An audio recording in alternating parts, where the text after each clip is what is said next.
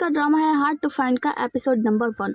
Episode 1 की starting में हम देखते हैं एक विचित्र व्यक्ति को जो कि बहुत सारे सैनिकों को मारकर महल के बाहर पहुंचता है, जहां पे महल के अंदर से आवाज आता है। कोई राजा होता है, वो कहता है कि इस बदमाश को यहीं मार डालो और इसे महल के हॉल में प्रवेश नहीं करने देना है।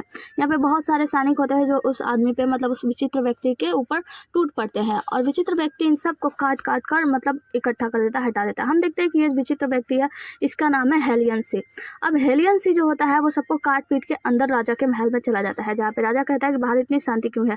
इसका मतलब है कि वो इंसान आ चुका है, वो अपने यून से बातें कर रहा होता है, बहुत ज़्यादा डर रहा होता है। कहता है कि कुछ करो, जाओ किसी को ढूंढ के लाओ, कोई मुझे बचाए। तो यहाँ पे उसका यून वहाँ से चला जाता है। तभी ये दरवाज़ा खोलकर हेलियन सी पहुँच जाता है। हेलियन सी अंदर जाता है तो उसे मारने के लिए जब राजा के पास जाता है तो राजा को मतलब कुर्सी से टिका के उसके गले पे तलवार रख देता है। तो राजा कहता है कि तुम तो मर चुके थे ना, तुम तो मर चुके थे। हेलियन सिंह कहता है कि बदमाश ऊँघ जाओ, तुम्हें क्या लगा मैं तुम्हारे हाथों मारा जाऊंगा। तो वो कहता है बिल्कुल भी नहीं, तुम गलत समझ रहे हो, मैंने तुम्हें नहीं मारा, तुम्हें मारने वाला मैं नहीं, तुम्हें मारने वाला फैंग युआन था, फैंग युआन। तो वो कहता है फैंग युआन, तुम्हें क्या लगता है वो बच जाएगा मेरे हाथों, बिल्कुल भी नहीं। तभी हम देखते हैं कोई सैनिक आता है और पीछे से हेलियन सिंह पर हमला कर देता है। अब हेलियन सिंह क्या करता है, उस हमले को रोक लेता है और उस आदमी को वहीं पर मार डालता है। इसके बाद से राजा यंग कहता है कि देखो तुम चिंता मत करो, तुम अगर चाहो तो मैं अपने पद को छोड़ने के लिए तैयार हूँ। जो राजा होता है उससे विनती करता है कि प्लीज मेरी जान बख्श दो, तुम चाहो तो मैं अभी के अभी इस सिंहासन पर से हट जाऊंगा और तुम्हें मेरे बराबर पूजा जाएगा, मैं तुम्हें यहाँ का यंग मास्टर घोषित करता हूँ। उसके बाद से ये जो होते हैं वहाँ से जाने लगते हैं और जाते जाते फिर क्या करते हैं, अपनी तलवार को उसके तरफ फेंक देते हैं, मतलब वार कर देते हैं, जिससे उस राजा की मृत्यु हो जाती है। और यहाँ से जाते जाते वो बातें कर रहे होते हैं और कहते हैं कि जो भी व्यक्ति लिंगचुआंग से संबंध रखता है, मैं ऐसे किसी भी व्यक्ति को जिंदा नहीं छोड़ूंगा, सबको मार डालूंगा। से एक पेड़ के नीचे जाता है, मतलब वहाँ पे 2 पेड़ लगे होते हैं, वहाँ पे जाता है और वहाँ पे अपनी तलवार को गाड़ देता है। उसके बाद से कहता है कि अयोग्य वंशज के हेलियन सी, अयोग्य वंशज का हेलियन सी, मैं यहाँ पे अपने गुनाह कबूल करने के लिए आया हूँ। मैं आपसे ये बताने के लिए आया हूँ कि मैं लियांग ली को जल्दी ढूंढ लूँगा और कबीले के सदस्यों को खोलने के लिए दिव्य वृक्ष को पुनर्जीवित करूँगा। उसके बाद से वो कहता है और चाहे जो भी हो जाए मैं अपराध करने वाले फैन ईमान को दंडित होने दूंगा। और ये सारी बातों के साथ हम देखते हैं कि ये सारी चीज़ें एक पेंटिंग में बदल जाती है। आगे हमें 3 साल बाद का सीन दिखाया जाता है, जहाँ पे हम देखते हैं कि एक लड़की ऐसी पेंटिंग बना दी होती है, मतलब 2 पौधों की जो कि आपस में जुड़े होते हैं। हमें पता चलता है कि ये एक राजकुमारी है, क्योंकि यहाँ पे एक नौकरानी आती है, उन्हें दिखाकर पूछती है कि क्राउन प्रिंसेस आपके लिए शादी का ड्रेस आ गया है, तो आप देख लीजिए आपको कौन सा पहनना है। तो वो कहती है कोई बात नहीं, मैं कोई भी पहन सकती हूँ। वो कहती है कि ठीक है, आप आजमा लीजिएगा, मैं ले जाकर आपके कमरे में रख देती हूँ। उसके बाद से राजकुमारी पूछती है कि अच्छा डोंगली एक बात बताओ कि राजकुमार को कौन से कपड़े पसंद आएंगे। तो वो कहती है कि ये वाला निश्चित रूप से पसंद आएगा, क्योंकि इसकी कढ़ाई डिजाइन और कपड़े का मतलब हर कुछ राजकुमार ने अपने पसंद से बनवाया है। वो कहती है ठीक है, फिर मैं शादी के दिन यही ड्रेस पहनूंगी। किसी में हम राजकुमार को देखते हैं जो एंटर लेते हैं अपने कमरे, मतलब हाँ अपने महल में वापस आते हैं, जहाँ पे उनका एक साथी बताता है कि राजकुमार चिकित्सक ने बताया है कल ही कि राजकुमारी बीमार है और उनके अंदर खून की कमी है और कुछ क्वी नामक पदार्थ की कमी है। तो बताता है ठीक है, आज ही मैंने जिस हिरण का शिकार किया है उसे ले जाओ और उसके हृदय को निकाल कर उसका सूप बनाकर राजकुमारी को पिलाओ, जिससे वो ठीक हो जाएंगी। ये लोग बात कर रहे होते हैं, तभी वहाँ पे डोंग आती है और डोंग उन्हें कपड़े दिखाती है। तो राजकुमार पूछता है कि अच्छा बताओ राजकुमारी को कौन से कपड़े पसंद है। तो डोंग कहती है कि राजकुमारी को यही कपड़े पसंद है। तो वो कहता है कि हाँ मुझे पता था उसे ये कपड़ा जरूर पसंद आएगा, क्योंकि मुझे पता था कि उसकी पसंद मुझसे कितनी ज़्यादा मिलती है। और कहते हैं कि मुझे भी ये ड्रेस बहुत ही ज़्यादा पसंद है। हम उन्हीं 2 पौधों वाली पेंटिंग को देखते हैं जो कि राजकुमारी बना रही होती है और यहाँ पे राजकुमार मतलब क्राउन प्रिंस उनसे मिलने जाते हैं। राजकुमारी उन्हें प्रणाम करती है तो वो कहते हैं कि अरे ज़रूरत नहीं है, अब वैसे भी 2 दिन बाद हमारी शादी होने वाली है, तो आप मुझे क्राउन प्रिंस नहीं बल्कि जियो बुलाया करो। वो कहते हैं कि देखो मैंने आपके लिए इस पौधों के बारे में बहुत पता किया, लेकिन ये पौधा मुझे कहीं नहीं मिला, यहाँ तक कि शुयून में कहीं भी ये पौधा नहीं है। मुझे इस बात के लिए खेद है कि मैं इस पौधे को बहुत सारा ढूंढ रहा हूँ, लेकिन इस पौधे को अब तक मैं ढूंढ नहीं पाया हूँ। वो बताते हैं कि आपको पता है संपूर्ण नॉर्थलैंड में भी ये पौधा नहीं है। तो वो कहते हैं कि क्राउन प्रिंस मतलब फिर कहती है कि शीजियो एक बात बताओ, क्या आपने ईस्टलैंड के बारे में जानते हैं। तो वो कहते हैं कि हाँ ईस्टलैंड के बारे में कौन नहीं जानता, जो गाँव हमेशा से प्रसिद्ध रहा है, अगर वहाँ पे कुछ ऐसा ऊंचा पेड़ होता तो अब तक सबको पता चल गया होता।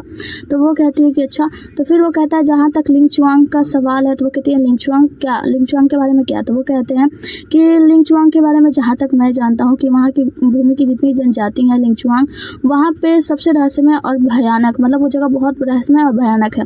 ऐसा कहा जाता है कि 3 साल पहले लिंगचुआंग की पूरी जनजाति रातों रात गायब हो गई थी। 3 साल साल पहले जिसने भी अंदर जाने की कोशिश की थी वो वापस नहीं लौटा था।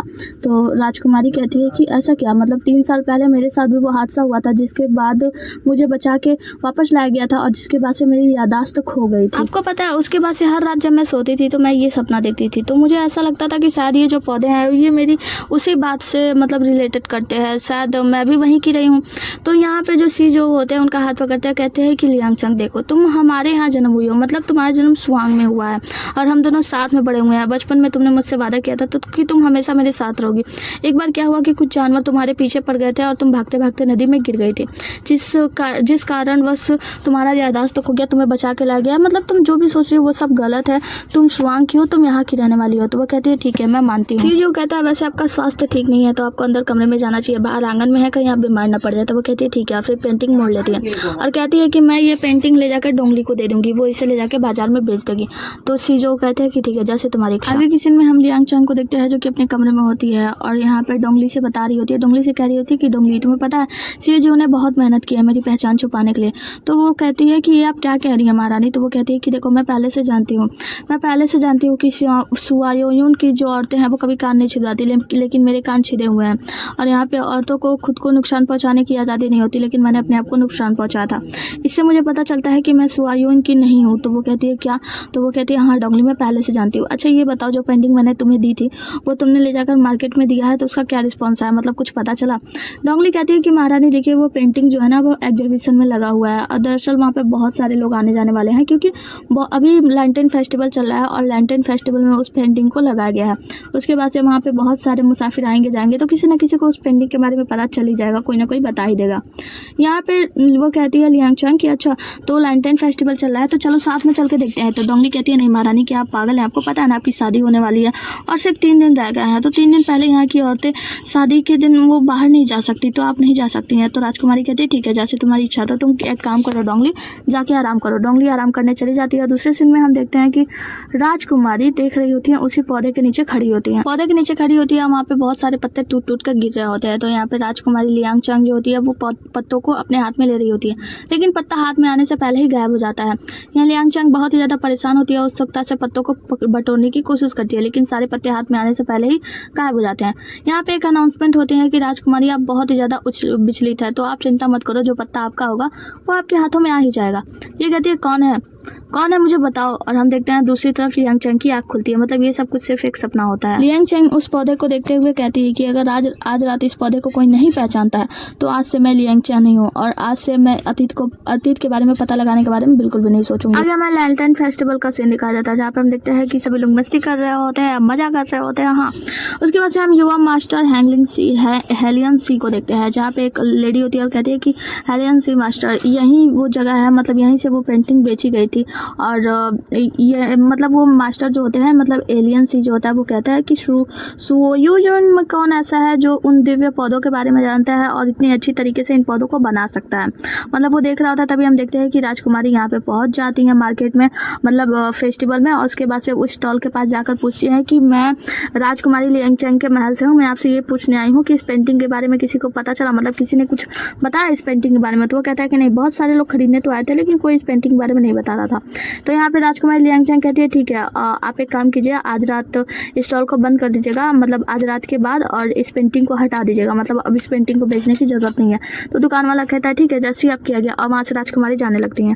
हम देखते हैं कि राजकुमारी जब जा रही होती है ना तो यहाँ पे एक आदमी होता है जो कि एक पेंटिंग लिया होता है जो राजकुमारी का बना होता है और राजकुमारी का पीछा करने लगता है। अब ये पीछा क्यों कर रहा है आगे हम जानेंगे। देखते हैं कि लियांगचंग आज आगे जा रही होती है और उसके पीछे हेलियन सी होता है और हेलियन सी के पीछे एक और आदमी होता है जो कि नकाब वकाब पहने होता है। हम देखते हैं कि हेलियन सी राजकुमारी के आमने सामने आता है, मतलब हेलियन सी और राजकुमारी लियांगचंग आमने सामने आते हैं।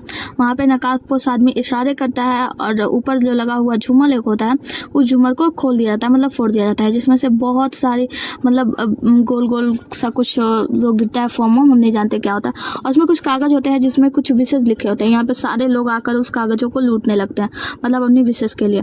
यहाँ पे सभी लोग लूट रहे होते हैं और हेलियन सी राजकुमारी लियांगचंग की तरफ देख रहा होता है।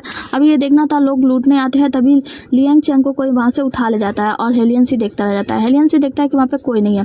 आगे हम देखते हैं कि डोंग ली पूरे महल में राजकुमारी लियांग चैंग को ढूंढ रही होती है कि राजकुमारी क्राउन प्रिंसेस अब कहाँ है, क्राउन प्रिंसेस अब कहाँ है। उसके बाद से क्राउन प्रिंस सी जियो को बताती है कि राजकुमारी कहीं भी नहीं मिल रही है। सी जियो परेशान हो जाता है। आगे हम लियांग चैंग को देखते हैं जिसको एक इंसान मतलब किडनैप करके लाया होता है, उन्हें मारने की कोशिश करता है। लियांग चैंग कहती है तुम्हें क्या चाहिए, पैसे चाहिए, जितने चाहिए उतने ले लो, बस प्लीज मुझे छोड़ दो। यहाँ पे नकाबपोश आदमी भी वहीं पे होता है, वो आदमी मारने के लिए आगे बढ़ रहा होता है, कहता है बस तुम्हें जान से मारना है और कुछ नहीं। लियांग चैंग वहीं पे गिर जाती है और कहती है कि सी जियो बचाओ मुझे। तभी हम देखते हैं कि यहाँ पे कोई पीछे से आ जाता है और ये कोई और नहीं हेलियन सी होता है। हेलियन सी क्या करता है, उस गुंडे को मार डालता है। उस गुंडे को मारते ही हम देखते हैं कि जो नकाबपोश आदमी होता है ना, वो खड़ा होकर देखता है, कहता है ये कैसे हो सकता है, मुझे मास्टर को बताना होगा, और वहाँ से गायब हो जाता है, मतलब भाग जाता है। उसके बाद से हम हेलियन सी को देखते हैं जो कि लियांग चैंग के करीब आता है और लियांग चैंग का फेस रिवील देखता है, मतलब फेस रिवील करता है। उसके बाद से हेलियन सी कहता है निश्चित रूप से ये आप ही हो।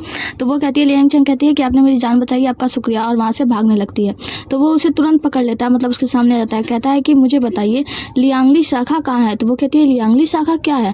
तो वो कहता है अब और समय बर्बाद मत करो, इसे सौंप दो। तो वो कहती है कि मुझे नहीं पता कि तुम किस बारे में बात कर रहे हो और तुम कौन हो। तो लियांगली सी कहती है कि मैं कौन हूँ, तुम्हारी ऐसा पूछने की हिम्मत कैसे हुई कि मैं कौन हूँ, और उसका हाथ पकड़ लेता है लियांग चैंग का। तभी पीछे से सी जो आता है और कहता है कि उसका हाथ छोड़ दो। तो यहाँ पे लियांग सी पीछे मुड़ता है, कहता है कि तुम कौन हो। तो सी जियो कहता है कि तुम कौन हो, तुम मुझे नहीं जानते, मेरी औरत की तुम्हारी हिम्मत कैसे है मेरी औरत के हाथ पकड़ने की। उसके बाद से हम देखते हैं सी जियो और लियांग सी दोनों में लड़ाई होती है, मतलब एक युद्ध होता है, तलवारबाजी होती है। हम यहाँ पे देखते हैं कि जब वो सी जो को मारने जाता है लियांग सी अपनी तलवार से, तो बीच में रोकने के लिए मतलब लियांग चैंग आ जाती है और वो कहती है कि रुक जाइए, क्या कर रहे हो तुम।